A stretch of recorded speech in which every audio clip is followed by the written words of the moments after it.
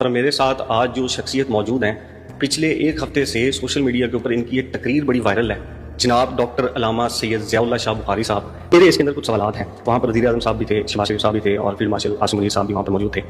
کیا وہاں پر کسی نے یہ سوال پوچھا کہ یہ جو ہم نے امریکہ کے ساتھ مل کے غزہ کے لیے جو امن معاہدہ کیا، ابھی آج کے جو حالات ہیں فلسطین میں، غزہ میں، وہاں پر تو لوگ شہید ہو رہے ہیں، مسلمان وہاں پر شہید ہو رہے ہیں، کیا کسی نے یہ سوال پوچھا کہ سر جی ہمیں کیا فائدہ ہوگا؟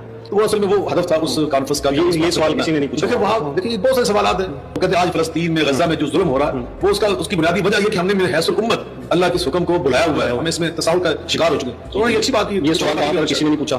اچھا دوسرا مجھے پتہ لگا کہ اسرائیل والا جو سوال تھا وہ نہیں ہوا۔ اچھا یہ جو ایک پارٹی تھی گرین پارٹی، یہ بھی ایک جو ہے وہ دینی جماعت کی پارٹی تھی، مرید کے میں جو سانحہ ہوا، وزیر اعظم صاحب سے وہاں پر کسی نے پوچھا کہ وہ دو بھائی کہاں ہیں اتنے عرصے سے اور ان کو جو ظلم ہوا مرید کے میں؟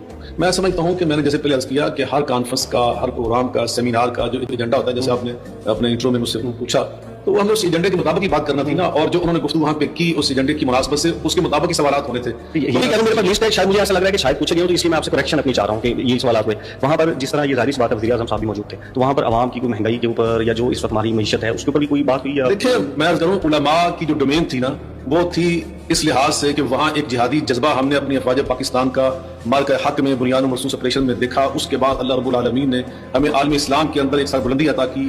مولانا ولی اللہ صاحب نے کہا کہ ہم اپنی بندوقیں اٹھا کر، ہم اپنی رائفلیں لے کر آپ کے ساتھ آ کر بالکل پاکستان کے لیے کھڑے ہو گئے۔ تو اس جو آپ کہہ رہے ہیں جس کے بعد کہا جا رہا ہے، آپ نے معیشت کی بات کی، وہ ہمارے علامہ راغب نعیمی صاحب نے سوال معیشت کا پوچھا تھا، جواب کیا ہے؟ اس کا جواب انہوں نے یہ دیا کہ یقیناً پہلے سے بہتری آئی ہے، لیکن انہوں نے علماء سے بھی کہا آپ ان کو دعوت دیا کریں کہ جیسے آپ اللہ کو راضی کرنے کے لیے مدارس کے ساتھ، مساجد کے ساتھ تعاون کرتے ہیں، اسی طرح پاکستان ہماری ریاست ہے، ہمارا ملک ہے۔ وزیر اعظم صاحب وہاں پر بیٹھے تھے، میرے خیال میں اس سے تو بہترین موقع نہیں ہو سکتا تھا۔ تاحیات استثناء کا بھی کسی نے پوچھا کہ یہ مفتی صاحب نے جو ہے وہ اس کو غیر شرعی غیر اسلامی کیا، تو کیوں ترمیم میں لائی گئی ہے؟ دیکھیں میں نے عرض کیا کہ ہمارے اس ایجنڈے میں یہ چیزیں موجود نہیں تھیں۔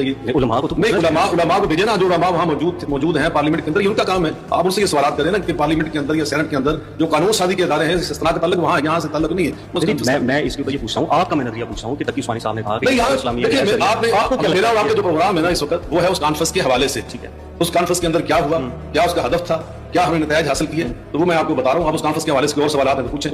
میں نے اس لیے پوچھا، میں آپ کو کریکشن کر دیتا ہوں، میں نے اس لیے پوچھا کیونکہ مفتی تقی عثمانی صاحب کا اس کے اوپر سٹانس آیا، میں نے اس لیے پوچھا کہ اگر